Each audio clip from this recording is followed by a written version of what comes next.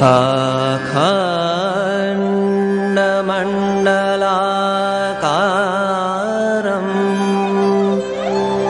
व्याप्तं येन चराचरं तत्पदनिदर्शितं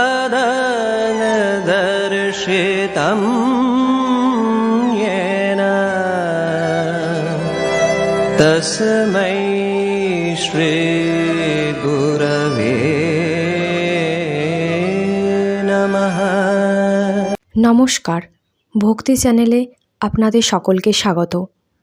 পাঠ করে শোনাচ্ছি শ্রীম কথিত শ্রী শ্রী রামকৃষ্ণ কথামৃত। ত্রেতায় শ্রীরাম, দাপরে শ্রীকৃষ্ণ, কলিতে শ্রীরামকৃষ্ণ। শ্রী শ্রী রামকৃষ্ণ কথামৃত। শ্রী শ্রী বিজয়া দশমী দিবসে ভক্ত সঙ্গে ঠাকুর শ্রী রামকৃষ্ণ। শ্রী শ্রী বিজয়া দশমী 1885 খ্রিস্টাব্দের 18ই অক্টোবর। ঠাকুর শ্রী রামকৃষ্ণ শ্যামপুকুরের বাটিতে আছেন। শরীর অসুস্থ, কলিকাতায় চিকিৎসা করিতে আসিয়াছেন। ভক্তেরা সর্বদাই থাকেন, ঠাকুরের সেবা করেন। ভক্তদের মধ্যে এখন কেহ সংসার ত্যাগ করেন নাই, তাহারা নিজেদের বাটি হইতে যাতায়াত করেন। শীতকাল, সকালবেলা 8টা। ঠাকুর অসুস্থ, বিছানায় বসিয়া আছেন, কিন্তু পঞ্চম বর্ষীয় বালকের মতো, মা বই কিছুই জানেন না। সুরেন্দ্র আসিয়া বসিলেন। নবগোপাল, মাস্টার ও আরও কেহ কেহ উপস্থিত আছেন। নরেন্দ্রের বাড়িতে দুর্গাপুজো হইয়াছিল, ঠাকুর যাইতে পারেন নাই। ভক্তদের প্রতিমা দর্শন করিতে পাঠিয়াছিলেন। আজ বিজয়া, তাই সুরেন্দ্রের মন খারাপ হইয়াছে। সুরেন্দ্র বলছেন, বাড়ি থেকে পালিয়ে এলাম। শ্রীরামকৃষ্ণ মাস্টারকে বলছেন, তাহলেই বা, মা হৃদয়ে থাকুন। সুরেন্দ্র মা মা করিয়া পরমেশ্বরীর উদ্দেশ্যে কত কথা কহিতে লাগিলেন। ঠাকুর সুরেন্দ্রকে দেখিতে দেখিতে অশ্রু বিসর্জন করিতেছেন। মাস্টারের দিকে তাকাইয়া গদগদ স্বরে বলিতেছেন, কি ভক্তি! আহা, এর যা ভক্তি আছে! শ্রীরামকৃষ্ণ বলছেন, কাল 7টার সময় ভাবে দেখলাম তোমাদের দালান, ঠাকুর প্রতিমা রহিয়াছেন। দেখলাম সব জ্যোতির্ময়, এখানে ওখানে এক হয়ে আছে, যেন একটা আলোর স্রোত দু জায়গার মাঝে বইছে, এ বাড়ি আর তোমাদের সেই বাড়ি। সুরেন্দ্র বলছেন, আমি তখন ঠাকুর দালানে মা মা বলে ডাকছি, দাদারা ত্যাগ করে উপরে চলে গেছে। মনে উঠল মা বললেন আমি আবার আসব। বেলা 11টা বাজিবে। ঠাকুর পথ্য পাইলেন। মণি হাতে আঁচাবার জল দিতেছেন। শ্রীরামকৃষ্ণ মণির প্রতি বলছেন, ছোলার ডাল খেয়ে রাখালের অসুখ হয়েছে, সাত্ত্বিক আহার করা ভালো। তুমি গীতা দেখো নাই? তুমি গীতা পড়ো না? মণি বলছেন, আগে হ্যাঁ, যুক্তাহারের কথা আছে, সাত্ত্বিক আহার, রাজসিক আহার, তামসিক আহার, আবার সাত্ত্বিক দয়া, রাজসিক দয়া, তামসিক দয়া, সাত্ত্বিক, অহং ইত্যাদি সব আছে। শ্রীরামকৃষ্ণ বলছেন, গীতা তোমার আছে? মণি বলছেন, আগে আছে। শ্রীরামকৃষ্ণ বলছেন, ওতে সর্বশাস্ত্রের সার আছে। মণি বলছেন, আগে ঈশ্বরকে নানা রকমে দেখার কথা আছে, আপনি যেমন বলেন, নানা পথ দিয়ে তাঁর কাছে যাওয়া, জ্ঞান, ভক্তি, ধর্ম, কর্ম। শ্রীরামকৃষ্ণ বলছেন, কর্মযোগ মানে কি জানো? সকল কর্মের ফল ভগবানের সমর্পণ করা। মণি বলছেন, আগে দেখেছি ওতে আছে, কর্ম আবার 3 রকমে করা যেতে পারে, আছে। শ্রীরামকৃষ্ণ বলছেন, কি কি রকম? মণি বলছেন, প্রথম জ্ঞানের জন্য, দ্বিতীয় লোক শিক্ষার জন্য, তৃতীয় স্বভাবে। ঠাকুর আচমনান্তে পান খাইতেছেন। মণিকে মুখ হইতে পান প্রসাদ দিলেন। ঠাকুর মাস্টারের সহিত ডাক্তার সরকারের কথা কহিতেছেন। পূর্বদিনে ঠাকুরের সংবাদ লইয়া মাস্টার ডাক্তারের কাছে গিয়াছিলেন। শ্রীরামকৃষ্ণ বলছেন, বটে, তুমি কি কথা বলেছিলে? মাস্টার বলছেন, একটি কথা আছে, ঈশ্বরের বাণী মানুষের ভিতর দিয়ে না এলে মানুষ বুঝতে পারে না, তাই অবতারাদির প্রয়োজন। শ্রীরামকৃষ্ণ বলছেন, বাহ, এসব তো বেশ কথা। মাস্টার বলছেন, সাহেব উপমা দিয়েছে, যেমন সূর্যের দিকে চাওয়া যায় না, কিন্তু সূর্যের আলো যেখানে পড়ে সেদিকে চাওয়া যায়। শ্রীরামকৃষ্ণ বলছেন, বেশ কথা, আর কিছু আছে? মাস্টার বলছেন, আর এক জায়গায় ছিল, যথার্থ জ্ঞান হচ্ছে বিশ্বাস। শ্রীরামকৃষ্ণ বলছেন, এ তো খুব ভালো কথা, বিশ্বাস হলো তো সবই হয়ে গেল। মাস্টার বলছেন, সাহেব আবার স্বপ্ন দেখেছিলেন রোমানদের দেবদেবী। শ্রীরামকৃষ্ণ বলছেন, এমন সব বই হয়েছে, ঈশ্বর সেখানে কাজ করছেন। আর কিছু কথা হলো? মাস্টার বলছেন, ওরা বলে জগতের করবে, তাই আমি আপনার কথা বললাম। শ্রীরামকৃষ্ণ সহাস্যে বলছেন, কি কথা? মাস্টার বলছেন, শম্ভু মল্লিকের কথা। সে আপনাকে বলেছিল আমার ইচ্ছা যে টাকা দিয়ে কতকগুলি হাসপাতাল, ডিসপেন্সারি, স্কুল এই সব করে দিই, হলে অনেকের উপকার হবে। আপনি তাকে যা বলেছিলেন তাই বললুম। যদি ঈশ্বর সম্মুখে আসেন তখন তুমি কি বলবে? আমাকে কতকগুলি হাসপাতাল, ডিসপেন্সারি, স্কুল করে দাও। আর একটি কথা বললাম। শ্রীরামকৃষ্ণ বলছেন, হ্যাঁ, থাক আলাদা আছে, যারা কর্ম করতে আসে। আর কি কথা? মাস্টার বললাম কালী দর্শন যদি উদ্দেশ্য হয় তবে রাস্তায় কেবল কাঙালি বিদায় করলে কি হবে, বরং জোশো করে একবার কালী দর্শন করে নাও, তারপর যত কাঙালি বিদায় করতে ইচ্ছা হয় করো। শ্রীরামকৃষ্ণ বলছেন, আর কিছু কথা হলো? মাস্টার বলছেন, আপনার কাছে যারা আসে তাদের অনেকে কাম জয় করেছেন, এই কথা হলো। ডাক্তার তখন বললে, আমারও কামটাম উঠে গেছে জানো। আমি বললাম, আপনি তো বড় লোক, আপনি যে কাম জয় করেছেন বলছেন তা তো আশ্চর্য নয়। ক্ষুদ্র প্রাণীদের পর্যন্ত তার কাছে থেকে ইন্দ্রিয় জয় হচ্ছে, এই আশ্চর্য। তারপর আমি বললাম, আপনি যা গিরিশ ঘোষকে বলেছিলেন। শ্রীরামকৃষ্ণ বলছেন, কি বলেছিলাম? মাস্টার বলছেন, আপনি গিরিশ ঘোষকে বলেছিলেন ডাক্তার তোমাকে ছাড়িয়ে যেতে পারে নাই, সেই অবতারের কথা। শ্রীরামকৃষ্ণ বলছেন, তুমি অবতারের কথা ডাক্তারকে বলবে? অবতার যিনি তারণ করেন, তার 10 অবতার আছে, 24 অবতার আছে, আবার অসংখ্য অবতার আছে। মাস্টার বলছেন, গিরিশ ঘোষের ভারী খবর নেয়, কেবল জিজ্ঞাসা করেন গিরিশ ঘোষ কি মদ ছেড়েছে, তার উপর বড় চোখ। শ্রীরামকৃষ্ণ বলছেন, তুমি গিরিশ ঘোষকে ও কথা বলেছিলে? মাস্টার বলছেন, আগে হ্যাঁ বলেছিলাম, আর সব মদ ছাড়বার কথা। শ্রীরামকৃষ্ণ বললেন, সে কি বললে? মাস্টার বললেন, তিনি বললেন তোমরা যে কালে বলছো সেকালে ঠাকুরের কথা বলে মানি, কিন্তু আর জোর করে কোনো কথা বলবো না। শ্রীরামকৃষ্ণ আনন্দের সহিত বলছেন, কালীপদ বলেছে সে একেবারে সব ছেড়েছে। বৈকাল হইয়াছে, ডাক্তার আসিয়াছেন। অমৃত মানে ডাক্তারের ছেলে ও হেম ডাক্তারের সঙ্গে আসিয়াছেন। নরেন্দ্রাদি ভক্তেরাও উপস্থিত আছেন। ঠাকুর নিভৃতে অমৃতের সঙ্গে কথা কহিতেছেন। জিজ্ঞাসা করিতেছে, তোমার কি ধ্যান হয়? আর বলিতেছেন, ধ্যানের অবস্থা কীরকম জানো? মনটি হয়ে যায় তৈল ধারার ন্যায়, এক চিন্তা ঈশ্বরের, অন্য কোনো চিন্তা তার ভিতর আসবে না। এইবার ঠাকুর সকলের সঙ্গে কথা কহিতেছেন। শ্রীরামকৃষ্ণ ডাক্তারের প্রতি বলছেন, তোমার ছেলে অবতার মানে না, তা বেশ, নাই বা মানলি, তোমার ছেলেটি বেশ, তা হবে না? বোম্বাই আম গাছের কি টেকো আম হয়? তার ঈশ্বরে কেমন বিশ্বাস! যার ঈশ্বরে মন সেই তো মানুষ। মানুষ আর মান হুঁশ। যার হুঁশ আছে, চৈতন্য আছে, যে নিশ্চিত জানে ঈশ্বর সত্য আর সব অনিত্য, সেই মান হুঁশ। তা অবতার মানে না, তাতে দোষ কি?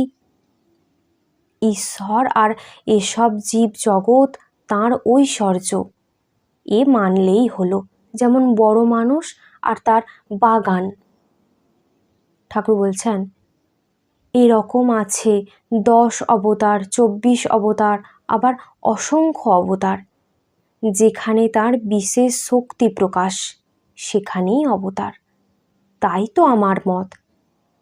আর এক আছে, যা কিছু দেখছো এসব তিনিই হয়েছেন। যেমন বেল, বিচি খোলা শ্বাস 3 জড়িয়ে এক। যাঁরই নিত্য তাঁরই লীলা, যাঁরই লীলা তাঁরই নিত্য। নিত্যকে ছেড়ে শুধু লীলা বোঝা যায় না। লীলা আছে বলেই ছাড়িয়ে ছাড়িয়ে নিত্যে পৌঁছানো যায়। অহং বুদ্ধি যতক্ষণ থাকে ততক্ষণ লীলা ছাড়িয়ে যাবার জো নাই। নীতি নীতি করে ধ্যান যোগের ভিতর দিয়ে নিত্যে পৌঁছানো যেতে পারে। কিছু কিছু ছাড়বার জো নাই। যেমন বললাম বেল। ডাক্তার বলছেন ঠিক কথা। শ্রীরামকৃষ্ণ বলছেন কচ নির্বিকল্প সমাধিতে রয়েছেন। যখন সমাধি ভঙ্গ হচ্ছে, একজন জিজ্ঞাসা করলে, তুমি এখন কি দেখছো?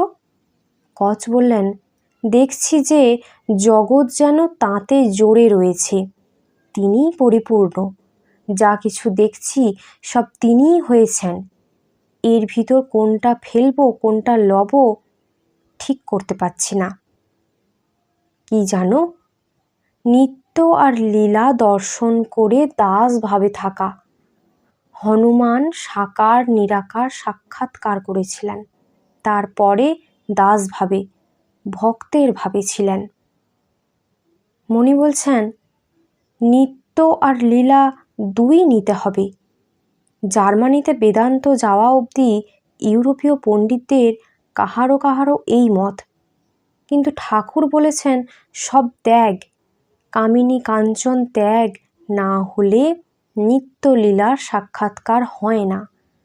ঠিক ঠিক ত্যাগী, সম্পূর্ণ অনাসক্তি। এইটুকু হেগেল প্রভৃতি পণ্ডিতদের সঙ্গে বিশেষ তফাৎ দেখছি। ঠাকুর শ্রীরামকৃষ্ণ বলছেন পূর্ণ জ্ঞানের লক্ষণ আছে, বিচার বন্ধ হয়ে যায়। যতক্ষণ কাঁচা ঘি ততক্ষণই কলকলানি শোনা যায়, পাকা হলে আর শব্দ থাকে না। যার যেমন মন ঈশ্বরকে সেই রূপ দেখে। ডাক্তার বলছেন পূর্ণ জ্ঞান থাকে কই? সব ঈশ্বর, তবে তুমি পরমহংসগিরি করছো কেন? আর এরাই বা এসে তোমার সেবা করছে কেন? চুপ করে থাকো না কেন? শ্রীরামকৃষ্ণ সহাস্যে বলছেন জল স্থির থাকলেও জল, হেললে দুললেও জল, তরঙ্গ হলেও জল। আর একটি কথা, মাহুত নারায়ণের কথাই বা না শুনি কেন? গুরু শিষ্যকে বলে দিচ্ছিলেন সব নারায়ণ। পাগলা হাতে আসছিল। শিষ্য গুরু বাক্য বিশ্বাস করে সেখান থেকে সরে নাই। হাতিও নারায়ণ। মাহুত কিন্তু চেঁচিয়ে বলছিল সব সরে যাও, সব সরে যাও। শিষ্যটি সরে নাই। হাতি তাকে আছাড় দিয়ে চলে গেল। প্রাণ যায় নাই, মুখে জল দিতে জ্ঞান হয়েছিল। যখন জিজ্ঞাসা করলে কেন তুমি সরে যাও নাই, সে বললে কেন, গুরুদেব যে বলেছেন সব নারায়ণ। গুরু বললেন বাবা, মাহুত নারায়ণের কথা তবে শোনো নাই কেন? তিনি শুদ্ধ মন শুদ্ধ বুদ্ধি হয়ে ভিতরে আছেন। আমি যন্ত্র, তিনি যন্ত্রী। আমি ঘর, তিনি ঘরণী। তিনি মাহুত নারায়ণ। ডাক্তার বলছেন আর একটি বলি, তবে কেন বলো, এটা সারিয়ে দাও। শ্রীরামকৃষ্ণ বলছেন যতক্ষণ আমি ঘট রয়েছে ততক্ষণ এই রূপ হচ্ছে। মনে করো মহাসমুদ্র, অধ ঊর্ধ্ব পরিপূর্ণ, তার ভিতর একটি ঘট রয়েছে। ঘটের অন্তরে বাহিরে জল, কিন্তু না ভাঙলে ঠিক একাকার হচ্ছে না। তিনি এই আমি ঘট রেখে দিয়েছেন। ডাক্তার বলছেন, তবে এই আমি যা বলছো এগুলো কি? এর তো মানে বলতে হবে। তিনি কি আমাদের সঙ্গে চালাকি খেলছেন? গিরিশ বলছেন, মহাশয় কেমন করে জানলেন চালাকি নয়? রামকৃষ্ণ সহাস্যে বলছেন, এই আমি তিনিই রেখে দিয়েছেন। তাঁর খেলা, তাঁর লীলা। এক রাজার 4 বেটা, রাজার ছেলে, কিন্তু খেলা করছে, কেউ মন্ত্রী, কেউ কোটাল হয়েছে। এই সব রাজার বেটা হয়ে কোটাল কোটাল খেলছে। ঠাকুর ডাক্তারের প্রতি বলছেন, শোনো, তোমার যদি আত্মার সাক্ষাৎকার হয় তবে এই সব মানতে হবে। তাঁর দর্শন হলে সব সংশয় যায়। ডাক্তার বলছেন, সব সন্দেহ যায় কই? শ্রীরামকৃষ্ণ বলছেন, আমার কাছে এই পর্যন্ত শুনে যাও, তারপর বেশি কিছু জানতে চাও তাঁর কাছে একলা একলা বলবে, তাকে জিজ্ঞাসা করবে কেন তিনি এমন করছেন। ছেলে ভিখারিকে 1 কুনকে চাল দিতে পারে, রেল ভাড়া যদি দিতে হয় তো কর্তাকে জানাতে হয়। ডাক্তার চুপ করিয়া আছেন। ঠাকুর বলছেন, আচ্ছা তুমি বিচার ভালোবাসো, কিছু বিচার করি শোনো। জ্ঞানীর মতে অবতার নাই। কৃষ্ণ অর্জুনকে বলেছিলেন, তুমি আমাকে অবতার অবতার বলছো, তোমাকে একটা জিনিস দেখাই, দেখবে এসো। অর্জুন সঙ্গে সঙ্গে গেলেন। খানিক দূরে গিয়ে অর্জুনকে বললেন, কি দেখতে পাচ্ছ? অর্জুন বললেন, একটি বৃহৎ গাছ, কালো জাম থলো থলো হয়ে আছে। শ্রীকৃষ্ণ বললেন, ও কালো জাম নয়, আর একটু এগিয়ে দেখো। তখন অর্জুন দেখলেন থলো থলো কৃষ্ণ ফলে আছে। কৃষ্ণ বললেন, এখন দেখলে আমার মতো কত কৃষ্ণ ফলে রয়েছে। কবির দাস শ্রীকৃষ্ণের কথায় বলেছিল, তুমি গোপীদের হাততালিতে বানর নাচ নেচেছিলে। ঠাকুর বলছেন, যত এগিয়ে যাবে ততই ভগবানের উপাধি কম দেখতে পাবে। ভক্ত প্রথম দর্শন করলে দশভুজ, আরও এগিয়ে গিয়ে দেখলে ষড়ভুজ, আরও এগিয়ে গিয়ে দেখল ত্রিভুজ গোপাল। যত এগোচ্ছে ততই ঐশ্বর্য কমে যাচ্ছে। আরও এগিয়ে গেল, তখন জ্যোতি দর্শন করলে, কোনো উপাধি নাই। একটু বেদান্তের বিচার শোনো। এক রাজার সামনে একজন ভেলকি দেখাতে এসেছিল। একটু সরে যাওয়ার পর রাজা দেখলে একজন সওয়ার আসছে, ঘোড়ার উপর চড়ে, খুব সাজগোজ, হাতে অস্ত্রশস্ত্র। সভাসুদ্ধ লোক আর রাজা বিচার করছে এর ভিতর সত্য কি। ঘোড়া তো সত্য নয়, সাজগোজ অস্ত্রশস্ত্রও সত্য নয়। শেষে সত্য সত্য দেখলে যে সওয়ার একলা দাঁড়িয়ে রয়েছে, কিনা ব্রহ্ম সত্য জগৎ মিথ্যা, বিচার করতে গেলে কিছুই টেকে না। ডাক্তার বলছেন, এতে আমার আপত্তি নাই। শ্রীরামকৃষ্ণ বলছেন, তবে এ ভ্রম সহজে যায় না, জ্ঞানের পরও থাকে। স্বপনে বাঘকে দেখেছে, স্বপন ভেঙে গেল, তবু বুক দূর দূর করছে। চোর খেতে চুরি করতে এসেছে, খড়ের ছবি মানুষের আকার করে রেখে দিয়েছে ভয় দেখাবার জন্য। চোরেরা কোনো মতে ঢুকতে পারছে না। একজন কাছে গিয়ে দেখলে খড়ের ছবি, এসে ওদের বললে ভয় নাই, তবু ওরা আসতে চায় না, বলে বুক দূর দূর করছে। তখন ভুঁইয়ে ছবিটাকে শুইয়ে দিলে আর বলতে লাগলো, এ কিছু নয়, কিছু নয়, নেতি নেতি। ডাক্তার বলছেন, এসব বেশ কথা। শ্রীরামকৃষ্ণ সহাস্যে বলছেন, হ্যাঁ কেমন কথা? ডাক্তার বলছেন, বেশ। শ্রীরামকৃষ্ণ বলছেন, একটা থ্যাংক ইউ দাও। ডাক্তার বলছেন, তুমি কি বুঝছো না মনের ভাব, আর কত কষ্ট করে তোমায় এখানে দেখতে আসছি।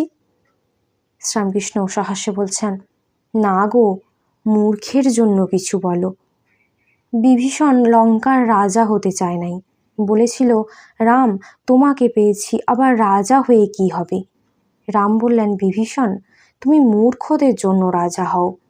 যারা বলছে তুমি এত রামের সেবা করলে তোমার কি ঐশ্বর্য হলো, তাদের শিক্ষার জন্য রাজা হও। ডাক্তার বলছেন, এখানে তেমন মূর্খ কই? শ্রীরামকৃষ্ণ সহাস্যে বলছেন, না গো, শাঁকও আছে, আবার গেঁড়ি গুগলিও আছে। ডাক্তার ঠাকুরের জন্য ঔষধ দিলেন। এই দুইটি গুলে দিলাম, পুরুষ আর প্রকৃতি। সকলে হাসছেন। শ্রীরামকৃষ্ণ সহাস্যে বলছেন, হ্যাঁ, ওরা একসঙ্গেই থাকে। পায়রাদের দেখো নাই, তফাতে থাকতে পারে না।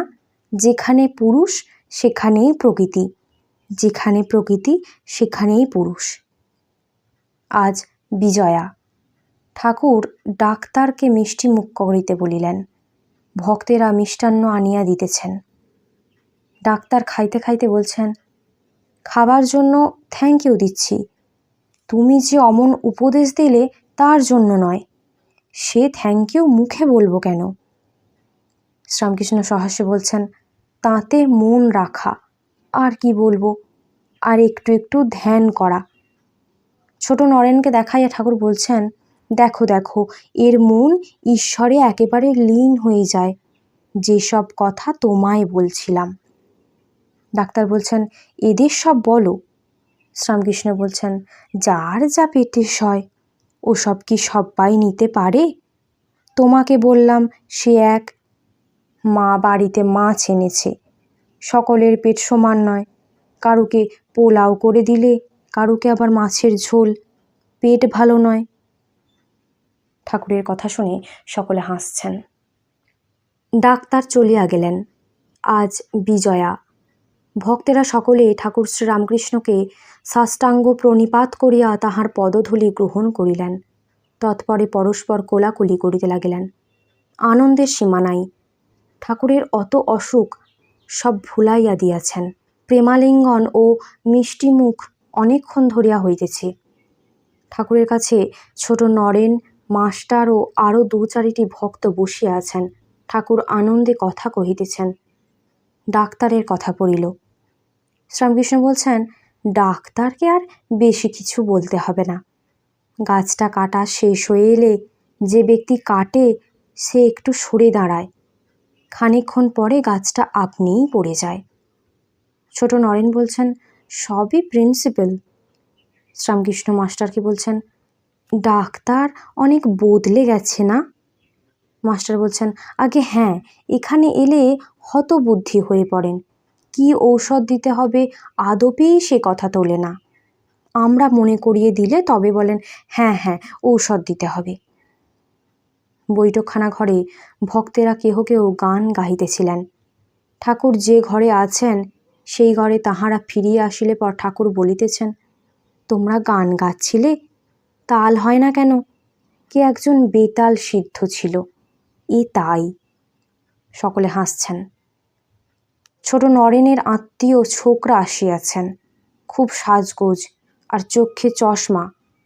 ঠাকুর ছোট নরেনের সহিত কথা কহিতেছেন। শ্রীরামকৃষ্ণ বলছেন, দেখো, এই রাস্তা দিয়ে একজন ছোকরা যাচ্ছিল, প্লেট ওলা জামা পরা, চলবার যে ঢং, একবার প্লেটটা সামনে রেখে সেইখানটা চাদর খুলে দেয়, আবার এদিক ওদিক চায় কেউ দেখছে কিনা।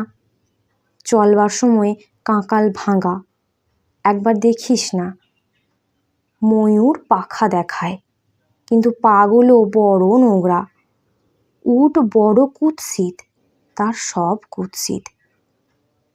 নরেনের আত্মীয় বলছেন, কিন্তু আচরণ ভালো।